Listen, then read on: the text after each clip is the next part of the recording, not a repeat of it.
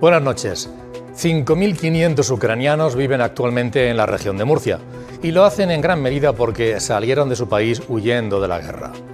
Ahora se debaten entre el deseo indudable de que llegue la paz y poder regresar a su país y, por otra parte, que esa paz no sea humillante, tras haberles costado muchas vidas humanas.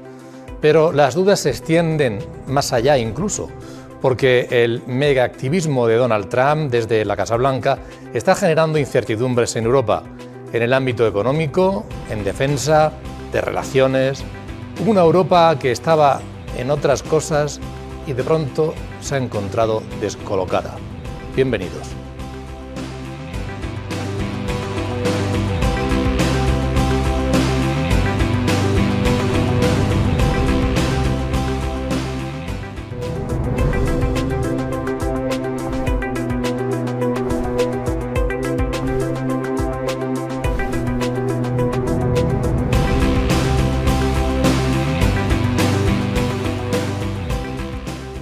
Bienvenidos a este programa en el que vamos a contar con varios invitados hasta el curso del mismo, y no solamente vamos a hablar de este asunto, aunque va a ser el primordial, sino que tenemos además otro invitado al final del programa en el que nos ocuparemos de otros asuntos distintos. Ya les iremos contando sobre la marcha. Pero les presento de inmediato a Francisco Javier López, politólogo, compañero que, bueno, ahora pillarlo ahora cuesta más trabajo que hasta hace un tiempo, así que, como siempre, igual de encantado que estés aquí.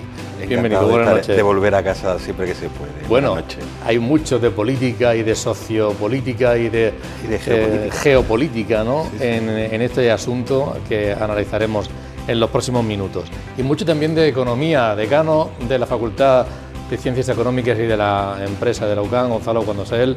Bienvenido, buenas noches, muchas gracias por estar aquí. Un placer estar aquí. ¿Cómo va el pregón de la Semana Santa de Cartagena? Bien, ya está escrito e impreso, ahora falta que no meta yo la pata.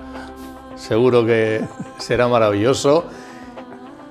Gonzalo, mucho también de economía en este asunto del que vamos a empezar hablando, hablaremos de más temas en los próximos minutos, porque la verdad es que yo cuando se celebraban las elecciones en Estados Unidos justo esa semana, el programa pues lo abordamos, tratamos aquel tema, y yo recuerdo que a los invitados les decía, bueno, pues seguramente nos queda lejos eso de las elecciones en Estados Unidos, y qué más nos da, ¿no?, que pueda ganar uno u otro, y las consecuencias pues pueden ser relativas, ¿no?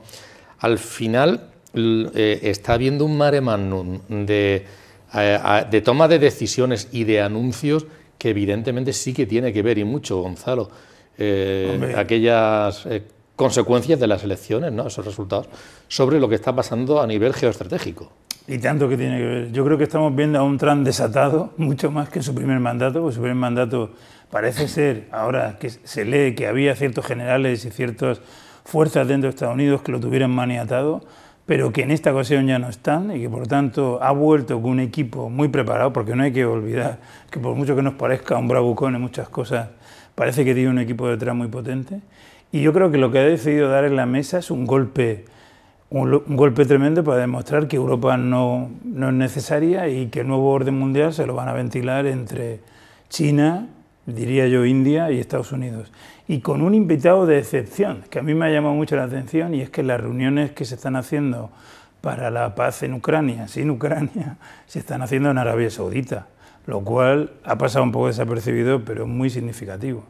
Yo creo que Europa, además creo que ya lo comenté cuando estuve en el último programa, que estuve en la India hace 2 semanas y me pilló allí la toma de posesión de Trump, y ahí me di cuenta por los informativos, por los periódicos y tal, que Europa no cuenta para nada. O sea, en el nuevo orden mundial Europa ha perdido su sitio. Aquel que ganamos después de la Segunda Guerra Mundial y que conseguimos, sobre todo después de la caída del muro de Berlín, que pensábamos que las soft skills europeas iban a triunfar y son las que iban a dominar el mundo, pues nos damos cuenta que no. Ahora mismo el mundo está en una guerra soterrada entre China, India, Estados Unidos, con Rusia ahí al acecho. Es curioso, por ejemplo, que ahora Estados Unidos apoya a Rusia cuando todo el mundo sabe que en una hipotética guerra entre Estados Unidos y China, Rusia se va a aliar con China. Es decir, que es un poco todo difícil de entender. Pero yo creo que va por la línea de que Trump ha decidido cambiar el orden mundial y con su política bravucona de amenazas, como tú has dicho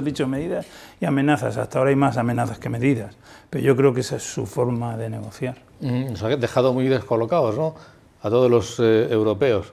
Sí, fíjate, lo que más descolocado me ha dejado es lo que dice Gonzalo de la India, que no quedaban rastros de los fastos de cuando estuvo Pedro Sánchez, los paseanos y las flores. No. Pues no sé, India, como aquello fue tan sonado, digo, pues será que es el nuevo líder mundial. La India tiene una guerra con China brutal por el dominio de África, igual que Estados Unidos con China por el dominio de Latinoamérica, y España no está en ninguna de esas mesas. Qué chasco. Y es una pena, porque en la de Latinoamérica sí podría estar. Por historia y por muchas cosas deberíamos estar, pero no lo estamos. No, vamos a ver, todo lo que estamos viendo durante todos estos días, en este último mes, porque hace un mes que Trump tomó posesión. Es verdad que desde que ganó las elecciones ya nos fue adelantando una serie de cuestiones, pero es verdad que en las últimas, sobre todo 3 semanas, ha metido el acelerador y está cambiando. Ya no solamente es un puñetazo, le ha dado una patada al tablero de la geopolítica internacional y yo creo que se va a reconfigurar absolutamente todo. Fíjate, de hecho, creo que fue ayer o antes de ayer, sí hizo, en ese nuevo reequilibrio de fuerzas, sí hizo una cosa que aquí en España, por ejemplo, en Europa nos ha pasado también un poco desapercibida, que fue reconocer la soberanía de Taiwán, cosa que Estados Unidos hasta ahora apoyaba a Taiwán, pero de una forma como más soterrada, y lo ha hecho como diciéndole a China, cuidadito, que no te descuides, que mi enemigo eres tú. Efectivamente. Y después, esa alianza con Rusia, no sabemos si es por un tema de feeling personal con Putin o no, porque es verdad que son los antagonistas, obviamente, y que Rusia nunca lo vamos a poder ver, ni los estadounidenses ni los europeos, como un posible aliado, sino siempre va a ser la amenaza que tenemos al este. Y dando una vuelta de tuerca más, hace 2 días vimos la famosa cumbre en París de los líderes europeos, y vimos que lo que asistimos fue casi a un funeral, porque si analizamos las fotos, quiénes eran los líderes europeos que estaban ahí: Macron, que en Francia, porque es un sistema presidencialista, que si no estaría ya fuera, lleva 2 gobiernos en menos de un año, y perdiendo elecciones. El alemán, que le quedan 2 semanas, ¿no?, de vida política, una, sí, aproximadamente.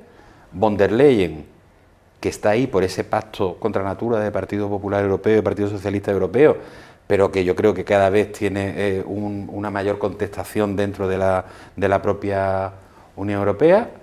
El primer ministro británico, que está pero no está. Efectivamente, que está pero no está, y además dentro del Reino Unido tampoco es que tenga un apoyo tremendo. Eso sí, Reino Unido quiere también aprovechar la debilidad de la Unión Europea un poco para coger el liderazgo europeo, que no de la Unión, desde fuera. Claro. Eso sí. De hecho, ha sido el primero que ha dicho que va a enviar tropas a Ucrania. Efectivamente. Entonces estamos viendo ahí esos movimientos. Y después también apuntabas el tema de Arabia Saudí. Más allá de querer hacer Estados Unidos un resort en Gaza, también está reconfigurando toda la zona de Oriente Medio, y yo creo que la gran baza estadounidense va a ser Arabia Saudí contra Yemen, Qatar, etcétera, y obviamente contra Irán, pero teniendo una Arabia Saudí fuerte y bien apoyada por Estados Unidos, con lo cual esa amenaza de India, por un lado, que India siempre nos parece como India es otra superpotencia nuclear, económica y nuclear también, con lo cual Estados Unidos está reconfigurando un poco también el tablero.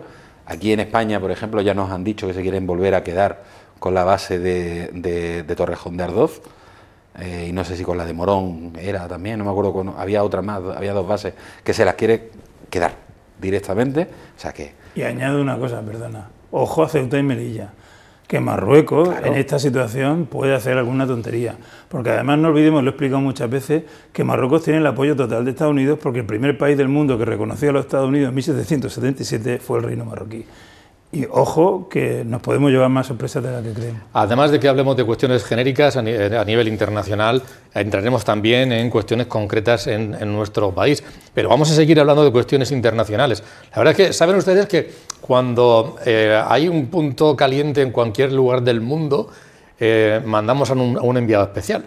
Normalmente es Gonzalo, pero en esta ocasión uno de los lugares también calientes, de los que se ha hablado mucho sobre la política que Trump está adoptando o puede adoptar en las próximas fechas, es México a nivel económico y a nivel también de la inmigración. Y allí, en ese punto, está en estos momentos, y estamos en directo, el decano de la Facultad de Ciencias Sociales y de la Comunicación, Pablo Blesa. Pablo, muy buenas noches, bienvenido. Antonio, buenas noches, gracias por darme entrada a este gran programa y saludo a los contertulios que tienes, a Gonzalo y a Francisco Javier. Estoy escuchándolos, me está gustando mucho lo que están comentando. Es una broma, evidentemente. Coméntanos, es un viaje profesional de relaciones de la Universidad Católica con otras universidades del país mexicano, ¿no? Estoy aquí con una delegación de personas, de equipos de la UCAM, y estamos trazando y fortaleciendo nuestros lazos con la red de universidades más importante aquí en México, la red Anahuac de universidades. Son 10 universidades católicas y he visitado ya 2 de ellas, una en la ciudad de Querétaro y ahora estoy en la Ciudad de México y mañana estaré en la ciudad de Mérida. Vamos a firmar, con el permiso de nuestra presidenta y su apoyo, obviamente, una serie de acuerdos de dobles títulos, de cursos cortos, y hemos estado charlando con profesores, con equipos directivos, con alumnos y con muchas más personas en la calle, porque en el fondo, Antonio, efectivamente soy como un reportero de este programa destacado aquí en México para transmitirte las sensaciones que he percibido en los vuelos, en los aviones, en las mesas de reuniones, en las universidades y las empresas que he visitado. Sí, 2 cuestiones fundamentalmente, Pablo, me gustaría que nos dieras 2 opiniones tuyas. Por una parte, allí en México, ¿cómo se percibe el mandato de Donald Trump, las consecuencias que puede haber económicas en cuanto a esa bilateralidad y luego también en cuanto a los flujos migratorios de los que se ha hablado muchísimo? ¿Qué percepción hay? México sería el país más perjudicado si Trump hace realidad sus amenazas. Es un país que depende económicamente de las exportaciones que realiza con Estados Unidos. Es un país cuyo 85% del PIB consiste en import-export, pero el 27% del PIB, es decir, el doble de lo que España depende del turismo, son exportaciones a los Estados Unidos. Con lo cual, en primer lugar, unos aranceles del 25% a los productos mexicanos arruinaría a México y llevaría millones de mexicanos al paro y, por supuesto, acarrearía prácticamente el derrumbe de la presidencia recién ganada de la señora Sheinbaum del grupo Morena, que, como sabemos, es un grupo de izquierda militante fuerte, liderado antes por el señor AMLO, eso es el acrónimo del presidente anterior. Y, por otra parte, como tú señalas, está la devolución de migrantes. Los migrantes mexicanos en Estados Unidos se cuentan por millones, mandan cientos de millones, miles de millones de divisas de vuelta a casa. Eso supone casi un 10% del PIB de México, el reenvío de fondos, de dinero, de divisas, de migrantes mexicanos de vuelta a México. Y luego está la lucha contra las drogas y esa amenaza también de Trump de invadir incluso parte de México, así como renombrar, como sabemos, el Golfo de México como Golfo de América. Y, por tanto, es el país que podría ser más victimizado por las políticas de Trump. Pero, Antonio, hay que señalar que la gente, pese a vivir una cierta aprensión, estas amenazas, incertidumbre y un miedo tibio, también está esperanzada de que estas amenazas no se cumplan. Y lo que ellos más o menos recuerdan es que durante el primer mandato de Trump ya se produjeron amenazas muy parecidas a las que ahora está esgrimiendo Trump y al final no se manifestaron, que la dependencia de los dos vecinos, sobre todo a través del Tratado de Libre Comercio que tienen Canadá, Estados Unidos y México, dañaría la economía americana, provocaría una inflación muy importante y por tanto sería como pegarse un tiro en el pie Estados Unidos. Y tercero, el incidente último, el que se produjo cuando Trump decidió implantar de un día para el otro tarifas aduanas a Canadá, China y México, pero tras hablar con Justin Trudeau en Canadá y también con la señora Sheinbaum, decidió posponer esa implementación de esa aduana, le lleva a los mexicanos a entender, quizá con cierto optimismo, que al final es una baza negociadora y que la sangre no llegará al río. Bien, Pablo, otra cuestión. Tú eres lo hemos dicho aquí, lo sabemos todos nuestros oyentes, espectadores, un europeísta convencido. ¿Estás triste por lo que está ocurriendo en esa negociación de Estados Unidos con Rusia, dejando sobre la guerra de Ucrania, dejando fuera no solamente a Ucrania, sino también a Europa reuniéndose a ver qué hace porque se siente ninguneada? ¿Te ha descolocado esta situación? Me parece que el equipo negociador de Donald Trump, que está compuesto por el secretario de Exteriores, el ministro de Exteriores, el señor Rubio, pero también está compuesto por el asesor de seguridad nacional del presidente y también por el enviado especial de Donald Trump a Ucrania, ha presentado posiciones a veces divergentes, a veces opuestas, y sobre todo, y lo más grave, el que el secretario de Defensa, el señor Henseth, un periodista, ya de partida durante la famosa cumbre de Múnich, a mediados de este mes de febrero, digamos que le concedió prácticamente a Putin todo lo que quería sin haberse sentado todavía en la mesa. Le concedió que Ucrania iba a perder territorios, le concedió que que Ucrania no entraría en la OTAN, y también casi que le concedió que Rusia sería rehabilitada, porque inmediatamente después de que el señor Henseth hiciese esos comentarios, Donald Trump llamó al señor Putin y de esa conversación entendimos que se van a renovar las relaciones diplomáticas, es decir, América va a reabrir su embajada en Moscú y Rusia en Estados Unidos.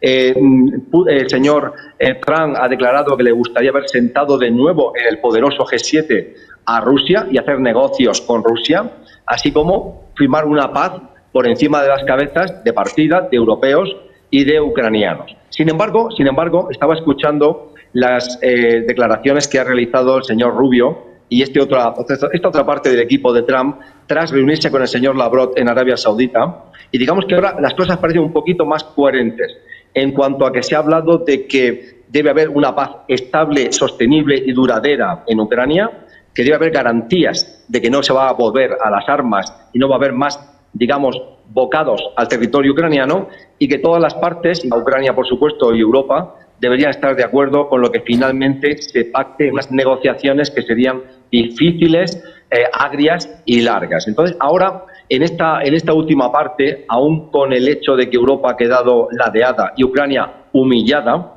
o ambos humillados, ambas partes europeas humilladas, la Unión Europea y también Ucrania, ve un poquito más sentido a la visión de Trump.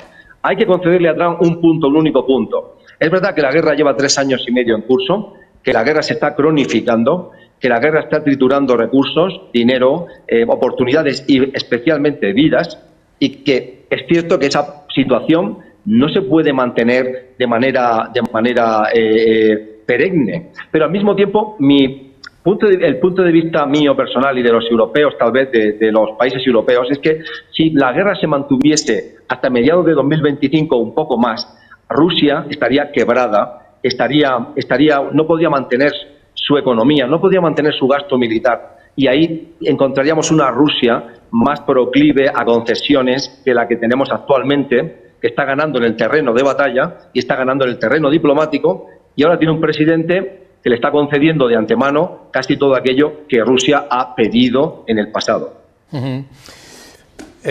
Pablo, te agradezco muchísimo que esta conexión desde México en directo en el programa, y si te parece, ya de regreso te emplazamos la semana que viene, porque seguro que este tema habrá madurado y habrá temas que comentar. Un placer, Pablo. Muchas gracias, queridos compañeros, amigos. Nos vemos pronto en España. Un fuerte abrazo. Un fuerte abrazo. Pablo. Un abrazo. Gonzalo, aquí cuestiones económicas siempre están por detrás.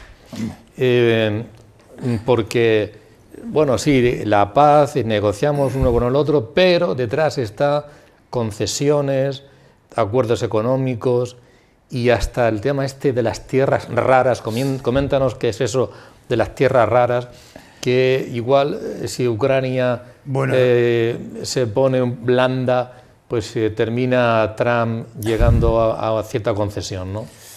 Vamos a ver, yo creo que lo primero que tenemos que entender, ha dicho Pablo que Trump quería humillar a Europa y quería humillar a España. Yo no quiero humillar, yo creo que él es un negociador de esos del oeste, saca la pistola y te asusta, te baja los pantalones y entonces tú entras a negociar todo lo que quiere. Y evidentemente, claro, lo primero que quiere hacer es, oye, yo me niego a dar carta libre y a gastarme yo el dinero en darte armas, tú me tienes que compensar. ¿Y en qué quiere la compensación?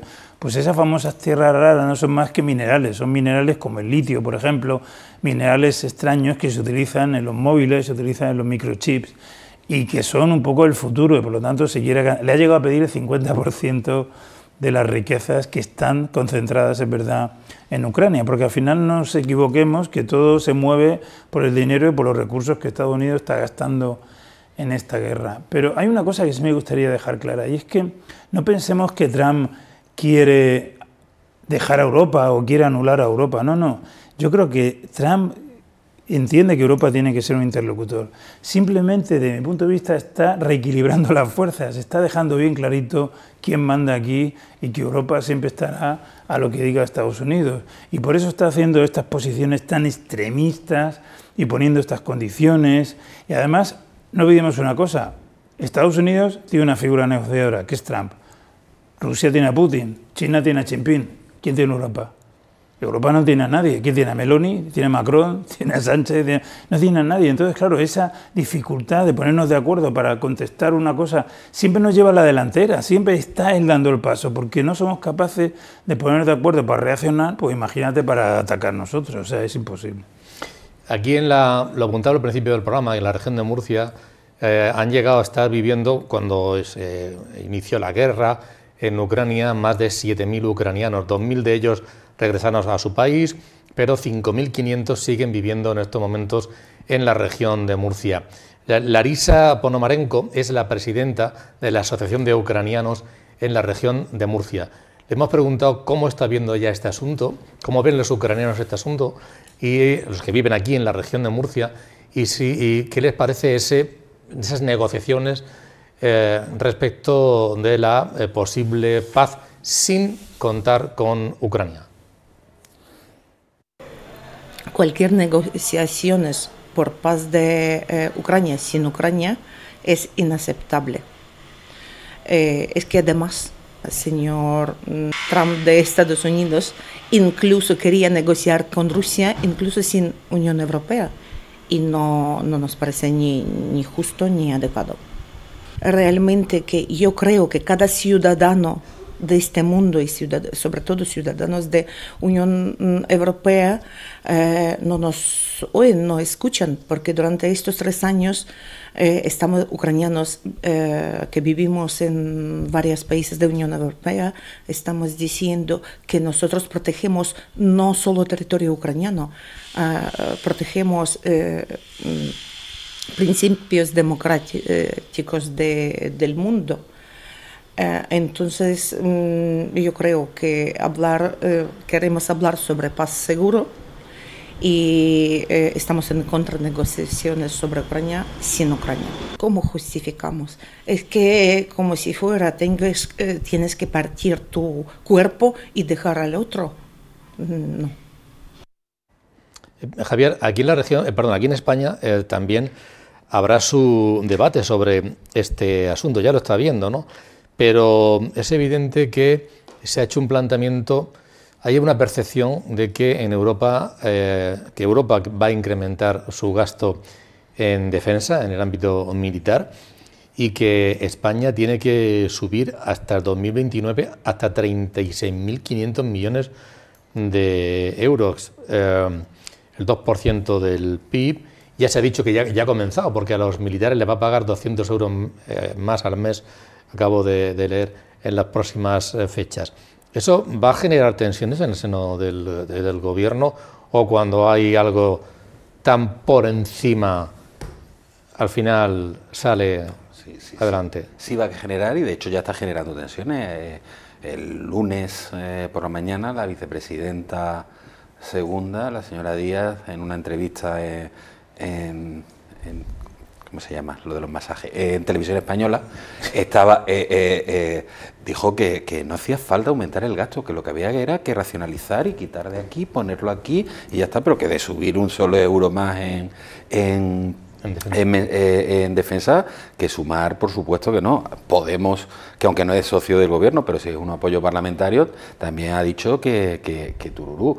Con lo cual el gobierno ahí necesita sí o sí del apoyo de la oposición. Pero claro, la oposición no se fía de un gobierno que te lleva un decreto con 189 medidas como las de protección social, como el escudo de protección social, y entre medias te metía otras cosas. Aquí vamos a ir a aumentar el gasto, lo hacemos vía decreto, pero en ese decreto es capaz de meterte cualquier otra cosa, con lo cual es normal que la oposición no se fíe absolutamente de nada de lo que haga este gobierno. Y enlazando también esto con lo que comentaba Gonzalo antes, Estados Unidos sí quiere una Unión Europea fuerte. De hecho, el vocero o el portavoz de Trump en redes sociales, que es Elon Musk, yo no sé si cada hora, cada 2 horas, está últimamente, venga a poner MEGA, Make Europe Great Again, que es el acrónimo similar al de la campaña de Trump del Make America Great Again, pero en versión europea. Pero claro, ellos quieren una Unión Europea con gobiernos, no te voy a decir títeres, pero sí muy alineados con lo que... Con las ideas de tanto de Trump como de los magnates que le están apoyando. Tiene un equipo muy preparado, es verdad que tiene un equipo muy preparado, pero después tiene también auténticos señores que desbarran, como es el caso de Musk, que ayer hacía un apoyo explícito al partido de extrema derecha y casi neonazi en Alemania, cuando sabemos todos que esos señores no son precisamente los más democráticos, con lo cual Estados Unidos sí va a intentar hacer algún tipo de injerencia en la política europea. Por eso que acabas de decir, no descuidemos la posición de Meloni, porque Hungría es demasiado pequeña, Portugal también es pequeña, Italia es importante y Meloni está en línea con Trump.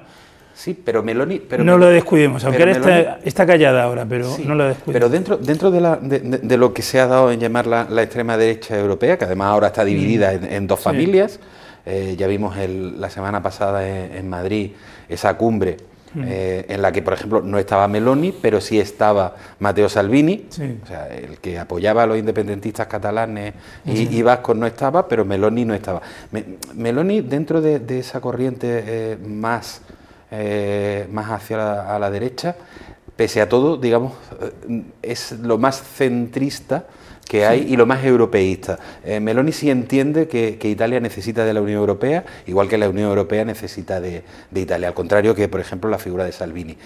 Cosa que no ocurre, por ejemplo, con personajes como Orbán en Hungría. Pero también se entiende con Trump, es decir, es verdad que está un poco más alejada, pero se entiende. Es más, probablemente Meloni pueda ser la figura clave en las relaciones de la Unión Europea con Estados Unidos, puesto que el peso económico de Italia es infinitamente superior al que pueda tener, obviamente, Hungría. Sí está más alineada no solamente con las políticas, sino incluso con la ideología del propio Trump, y simboliza una Unión Europea más conservadora, pero no tan extremista como las otras figuras. Y probablemente puede que sea la figura emergente, siempre y cuando Italia goce de una estabilidad política, que ya sabemos que los italianos son muy proclives a pegarse, si tú antes decías pegarse un tiro en un pie los americanos, los italianos se pegan un tiro en los 2 pies cada 2 por 3, son capaces de lo mejor y de lo peor. Entonces, o sea, que la postura un poco vuestra es que Estados Unidos lo que quiere es acogotar a Europa para alinearla y que vaya en su línea, en la línea de la estrategia que ellos desean. Hasta noviembre, hasta que llegamos a las elecciones de noviembre de este año, teníamos 2 Américas. La América Woke, o woke, como decimos en España, y la América, digamos, real, porque la América woke es parte de la costa este y California, básicamente. Todo el centro, todas las grandes ciudades y la parte de las grandes llanuras, la América más rural y tal, no tiene absolutamente nada que ver con la costa este y con California. Y hemos asistido precisamente a la victoria de esa América más tradicionalista. ¿Y qué representa Europa ahora para Estados Unidos? Los woke. Somos la alianza de los hiperreguladores, de los hiperecologistas, de los hiperguays y de los hipertodos, ¿vale? Y Estados Unidos quiere ahora mismo, sí, somos aliados, pero no voy a tener un aliado, porque también todo el tema de aranceles, etcétera. Vamos a ver, ustedes no me pueden estar a mí exigiendo, con la normativa y con la hiperregularización que tienen ustedes en medio ambiente, en consumo, etcétera. Obviamente, para Estados Unidos eso incluso es peor que los propios aranceles. Pero la corriente es claramente republicana, porque al hilo de lo que has dicho, hoy precisamente he leído que un sheriff republicano muy partidario de Trump se va a presentar a gobernador de California, lo ha anunciado hoy y tiene mucha posibilidad de ganar. Sobre ese tema, Gonzalo, hay voces en el sentido de que, bueno, no sé si se convertirá en realidad o será por meterle miedo a Europa, pero que van a subir aranceles, pero que igual en España no tanto, porque la balanza comercial es muy a favor de Estados Unidos, 10.000 millones de dólares, muy a favor de Estados Unidos. No sé si en la próxima fecha veremos subir los coches Ford, la gasolina, las nueces de California, o no del todo, porque tampoco les interesa, en base a esa desfase de balanza comercial, no les interesa ese tiro en el pie. Vamos a ver, este es capaz de tirarse uno, no, 3 tiros en el pie. No es eso, es decir, lo que tenemos que entender es que en este caso la balanza comercial o las amenazas de los aranceles no son un fin en sí mismo, son un medio. Es decir, es lo que hace con esa amenaza de los aranceles es conseguir otras cosas. Decía Pablo ahora, ¿no? Aquí en México al final lo ha aplazado, claro, pero consiguió el 80% de lo que demandaba México y a Canadá también. Con Europa puede que haga lo mismo. Él tiene una finalidad y es que Europa se enlace con su posición. Lo dice Elon Musk, lo dice él, y entonces él va a realizar todas las amenazas posibles. Y no te digo que no pueda subir los aranceles, los subirá a lo mejor en un momento determinado.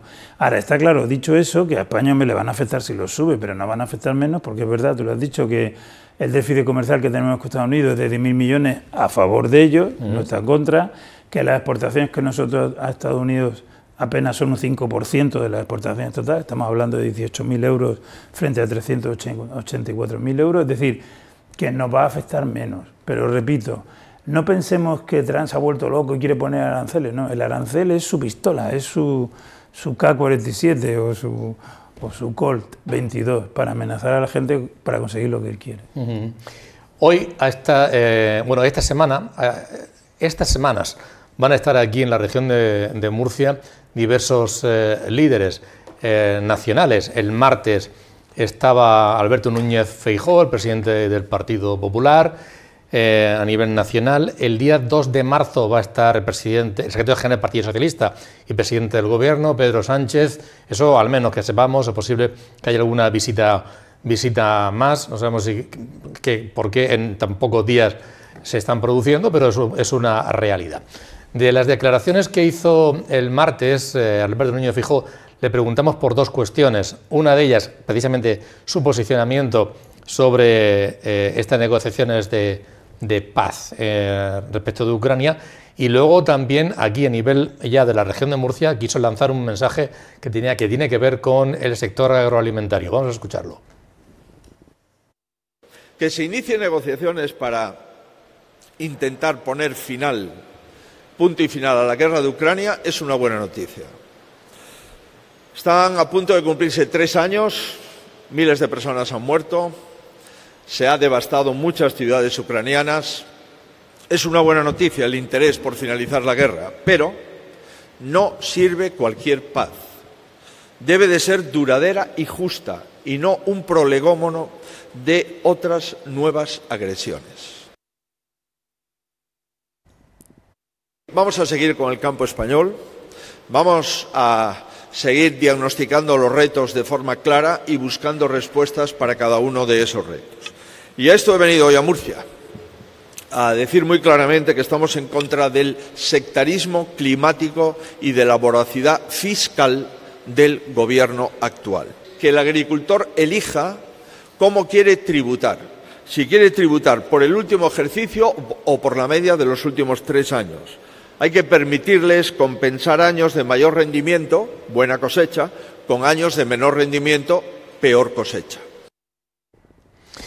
Bien, para terminar esta primera parte del programa, una cuestión. En el seno del Gobierno está habiendo un debate que, bueno, parece que el lunes, me parece, se daban un abrazo María Jesús Montero y Yolanda Díaz, un abrazo que no se creyó nadie.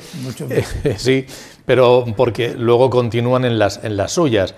El lado socialista del Gobierno, que plantea que deben tributar por el IRPF a aquellas personas que llegan al salario mínimo interprofesional, salvo una serie de casos, evidentemente, hay una serie de circunstancias personales, el hijo, no sé, hay una serie de cuestiones.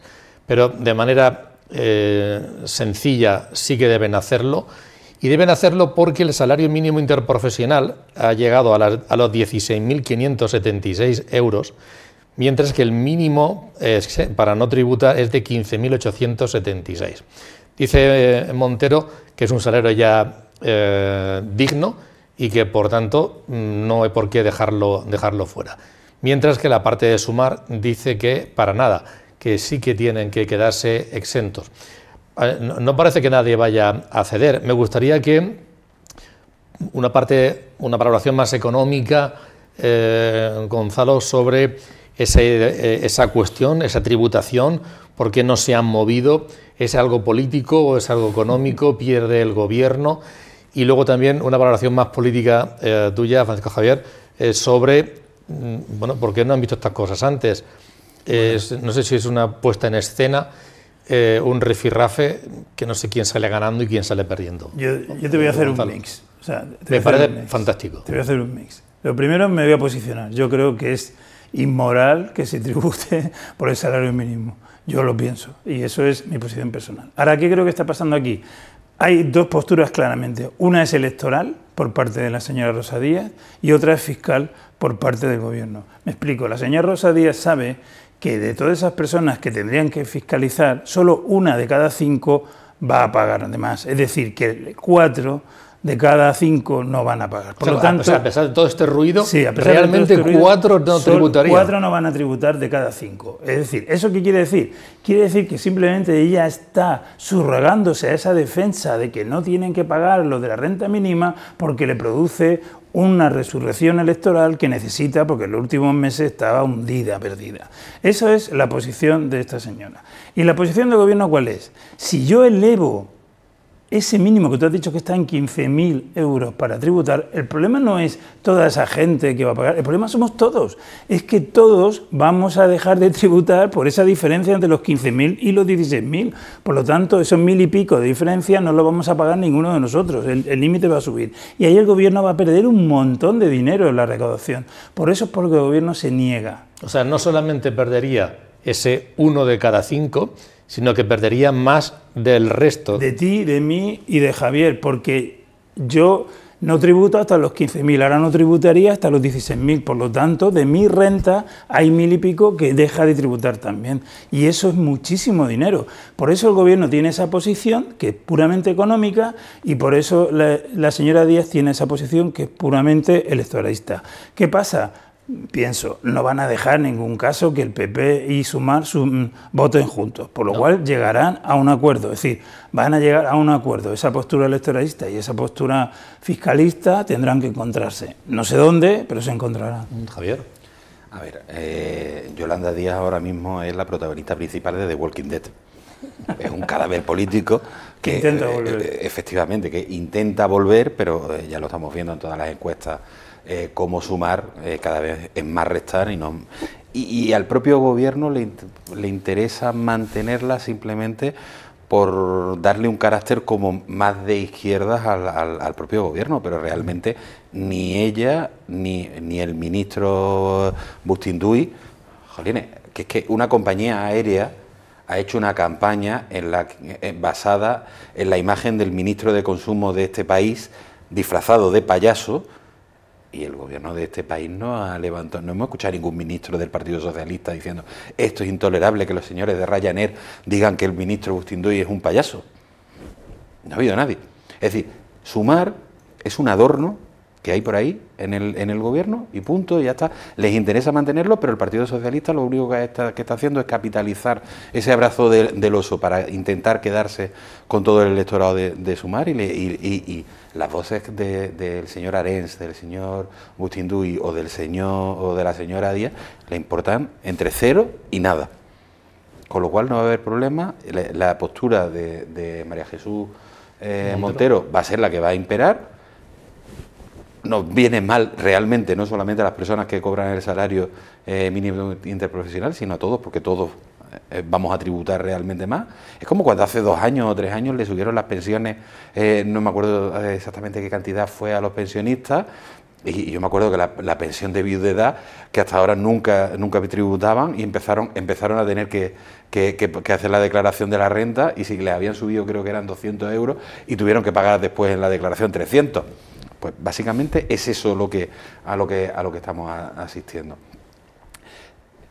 Sumar es un adorno dentro del gobierno, y el gobierno realmente no es ni siquiera el socio prioritario. Los socios prioritarios del gobierno son los partidos nacionalistas, que es a los que con los que va a ir negociando las distintas medidas. Yo creo que partidos como el PNV o Junts, que son bastante más de derecha, no estarán, y sobre todo muchos nacionalistas, no van a estar muy de acuerdo con esa subida de la presión fiscal, pero no estás de acuerdo, ¿qué es lo que quieres? Un palacio en París, lo que quieras, pues ya está. Y esa es la forma que tenemos de gobernar en este país durante esta legislatura. Y es lamentable, sí, es lamentable, pero es la que tenemos. Te digo una cosa, si yo fuera el PNV o el Junts haría lo mismo, ¿eh? Sí, obviamente. O sea, si yo tengo al presidente de gobierno cogido por el estómago, haría exactamente lo mismo que están haciendo ellos. Sí. ¿Quién gana al final entre esos partidos? Cuando se llegue a una decisión final, ¿quién ganará, quién perderá? Vamos a ver, quien más beneficiado sale es el PSOE, porque pese a todas las tensiones, pese a todos esos chantajes que los partidos nacionalistas le puedan estar haciendo, ellos van el presidente del gobierno va con su línea, se desvía mínimamente, pero él sigue el resto, y lo que va cediendo a los partidos periféricos son cosas que realmente a la generalidad digamos, no nos afectan en el día a día. Veremos cuestiones como, por ejemplo, la de ceder a Cataluña la gestión de la emigración, etcétera y tal, que eso sí nos afecta a todos, el reparto de los menores no acompañados, etcétera, pero ya buscarán la manera de contentar, digamos, a la mayoría para que no haya. Entonces, el PSOE es quien mejor va sacando rédito, puesto que eso logra mantenerse en el poder, y mientras vas alimentando a Junts por un lado, en detrimento de Esquerra Republicana, que es tu socio en Cataluña, es un poco extraño. En Cataluña tienes de socio a Esquerra, pero realmente a quien alimentas es a Junts. Después, el PNV, como el gobierno del propio País Vasco, depende del Partido Socialista, del apoyo del Partido Socialista allí, pues el PNV pide, de vez en cuando se enfada mucho porque Aitor no tiene su tractor o cualquier cosa de esta, pero ya está. Pero es todo es un paripé, con lo cual al final quien sale ganando no es el Partido Socialista, es Pedro Sánchez. El Partido Socialista veremos después la era post-Sánchez cómo queda. Vamos a hacer un alto en el camino con una entrevista que les vamos a ofrecer a continuación a la vuelta de publicidad. Despido a los dos invitados, Francisco Javier. Un placer, muchas gracias. Muchas gracias. Por estar este ratillo con nosotros y por tus análisis. Gonzalo, encantado de tenerte con nosotros y también de tu análisis fundamentalmente económico, pero también político sobre estos asuntos. Vamos con la publicidad, pero no se pierdan la entrevista que les vamos a ofrecer a la vuelta de la misma. Hasta ahora.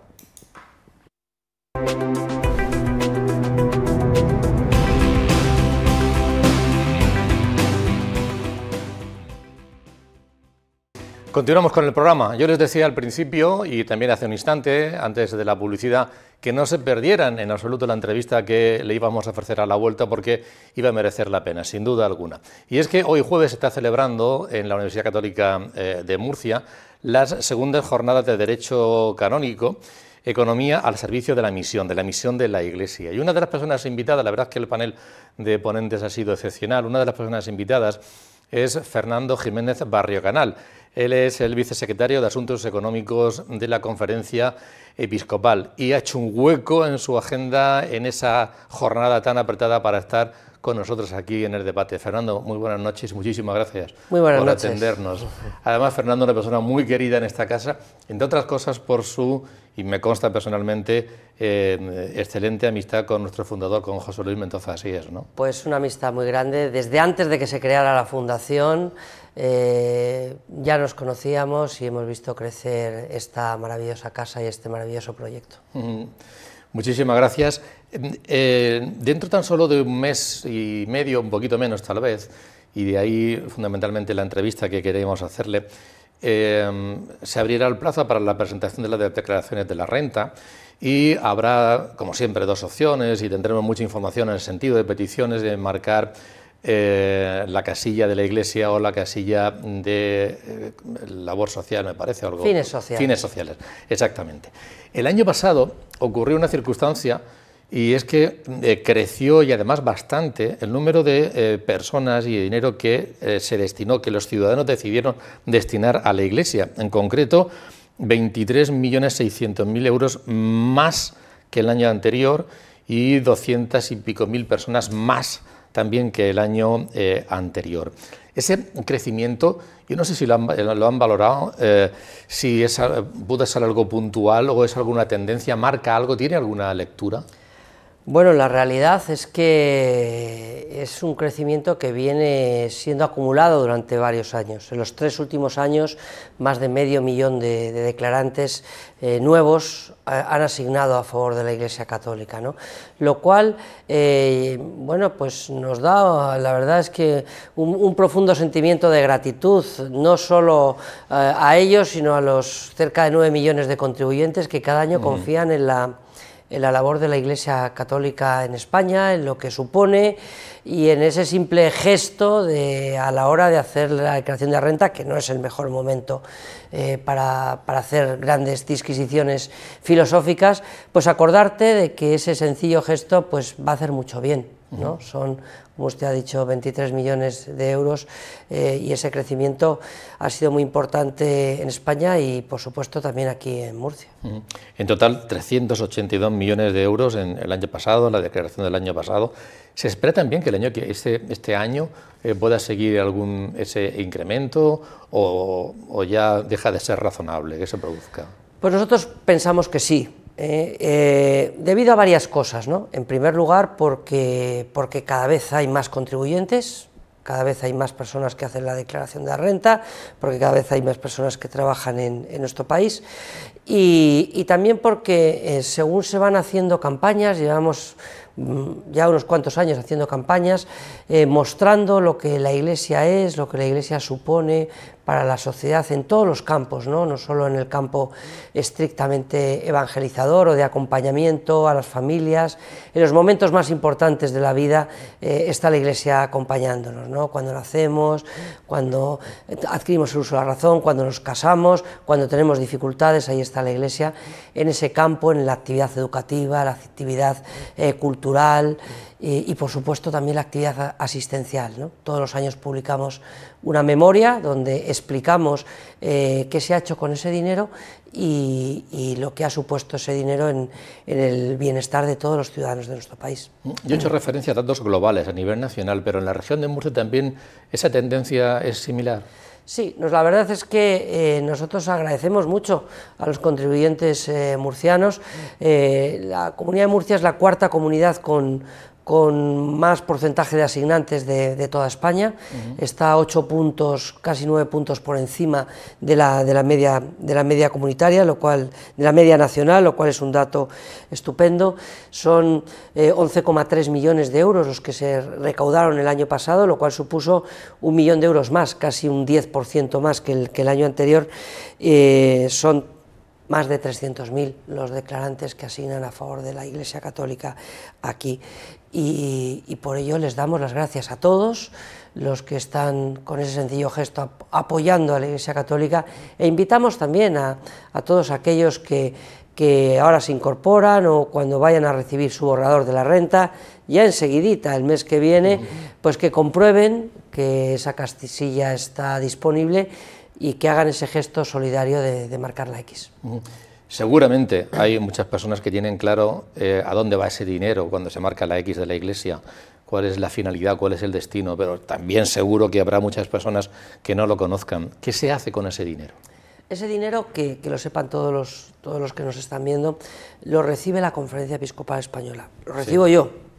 Sí, sí. Comprobamos que efectivamente es lo que corresponde, hablamos con Hacienda, y fundamentalmente la inmensa mayoría de ese dinero, aparte de para pagar la seguridad social, nosotros le devolvemos más de 18 millones de euros al Estado en la seguridad social de todos los sacerdotes de España. Hacemos una aportación a la Santa Sede, a las intenciones del Papa Francisco, que esperemos que se restablezca pronto, y luego va desplegado fundamentalmente a las 70 diócesis que hay en España y a las 24.000 parroquias que hay en España. Ese dinero se reparte con criterios de comunión cristiana de bienes, y ese dinero es el que permite que esté abierta toda esta inmensa labor que realiza la Iglesia, y que permite, luego da pie pues a la presencia de las 8.500 cáritas parroquiales y a toda la labor que la Iglesia hace. La Iglesia hace fundamentalmente tres cosas. Por una parte, anuncia la buena noticia de Jesucristo. Estamos hablando de todos los sacerdotes anunciando este querigma. Estamos hablando de los más de 80.000 catequistas que hay en España. Estamos hablando de los 10.000 misioneros establecidos en los 5 continentes. La Iglesia anuncia esta palabra a través de su red de colegios concertados, colegios que le ahorran al Estado más de 4.000 millones de euros, según la última memoria. La Iglesia también quiere que la gente pueda vivir la fe gracias a este dinero. Los templos están abiertos, 8 millones de personas acuden regularmente a la Eucaristía. Hay pues más de 130.000 niños que reciben el bautizo, más de 20.000 jóvenes que se casan todos los años, y se realiza toda esta labor de acompañamiento, y luego esto permite y pone las bases para la inmensa labor asistencial que realiza la Iglesia. Estamos hablando de que ahora mismo hay más de 8.000 centros asistenciales de titularidad de la Iglesia Católica. Estamos hablando de que casi 4 millones de personas pasan por esos centros. Estamos hablando de los típicos comedores sociales, de los centros y albergues de la Iglesia, de la atención a los que no quiere nadie, es decir, a los drogodependientes, a los niños que necesitan una tutela de la infancia, a las mujeres abandonadas, a los emigrantes, a los prófugos, a los presos, a las personas sin hogar, a las personas que están enfermas, a los más ancianos. Toda esa labor asistencial, que no se preocupen, ustedes teclean en conferenciaepiscopal.es y entran, ven el portal de transparencia, pueden ver todos estos datos que están auditados y revisados por una empresa externa para garantizar que la información que les damos a todos los españoles es verídica. Por eso merece la pena, sin duda, marcar la casilla.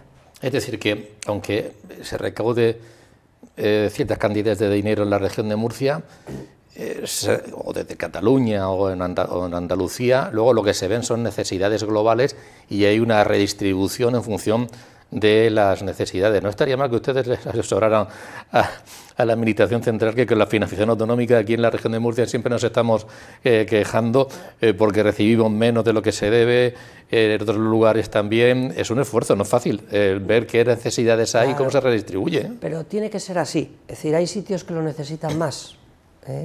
Yo siempre pongo, por ejemplo, el caso de Madrid, donde se recaudan casi 110 millones de euros, se recauda una cuarta parte del dinero, 110, y en las diócesis del Madrid le damos aproximadamente unos 25. Los otros 75, 80 millones van, ¿a dónde van? Pues a Soria, a Segovia, a Cuenca, a sitios donde hace falta más, ¿no?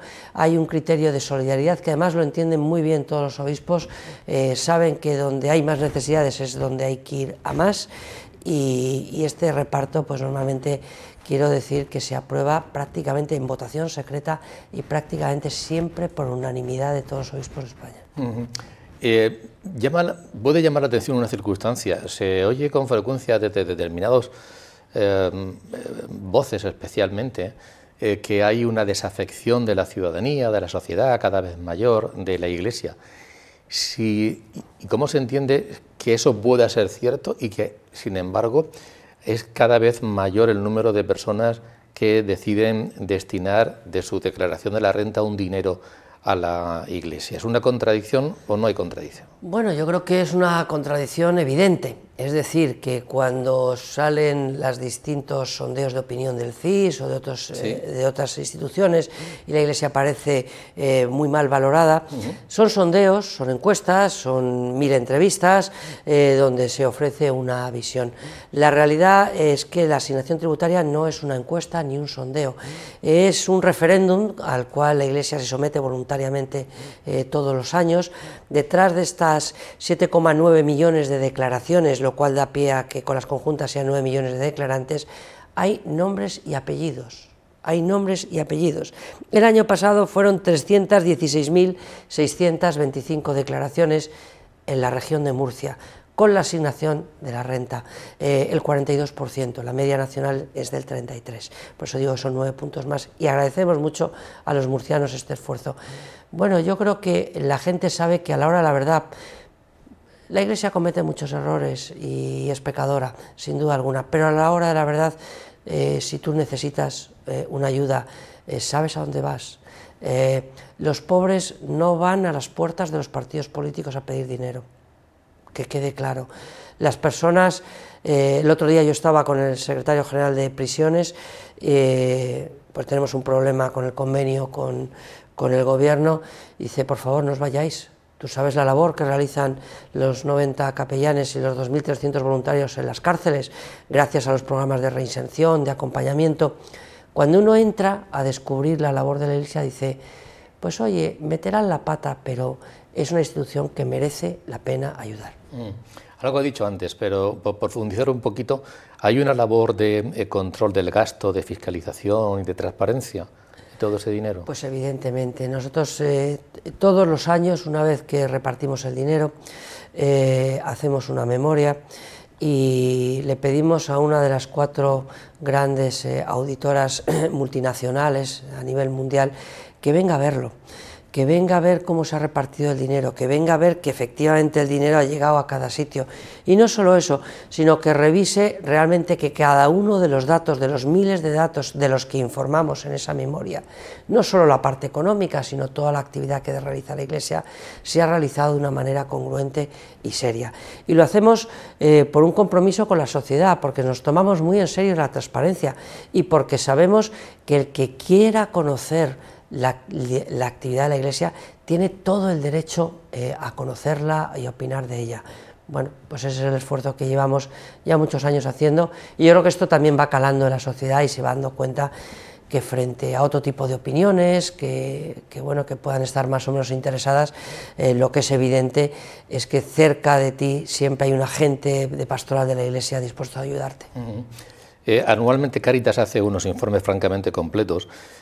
Hace unos días, los datos son similares, el INE, está hablando de, por tanto, de datos oficiales, hacía pública, fue el 12 de febrero, su encuesta de condiciones de vida, según el cual en la región de Murcia, que ha dicho que esa solidaridad es importante, que está por encima de la media a nivel nacional, en la región de Murcia la población en riesgo de pobreza o exclusión social es del 32,4%, la cuarta comunidad autónoma, al margen de Ceuta y Melilla. La renta por hogar es de 32.700 euros y por persona 11.967. Es decir, son muchas las personas, y en España y en otras comunidades seguro, evidentemente también, que o están viviendo, que no llegan al final de mes, pero no para permitirse viajes, seguramente para cubrir los gastos fundamentales de la familia, que no llegan a final de mes porque están en esa situación de exclusión social ya, o en ese riesgo de pobreza. Más el compromiso de la Iglesia, a través de Cáritas y de otras organizaciones y demás, el compromiso de la Iglesia es fundamental con personas reales de las que estamos hablando en la región de Murcia también. Sin duda alguna. Que son datos tremendos. Son datos tremendos y evidencian una nueva realidad, que es la de los nuevos pobres, la de los pobres trabajadores. Gente trabajadora que no llega a fin de mes, que no puede comprarse una casa, que tiene dificultades para poder pagar el alquiler. Todos los lunes acudo a la Cáritas de mi parroquia por la mañana, pues para atender, hago de asistente social y recibo a mucha gente. Y gente, algunos con corbata, y gente que lo está pasando mal. Y que lo está pasando mal porque las circunstancias no son tan maravillosas como las que algunas veces se nos venden, ¿no?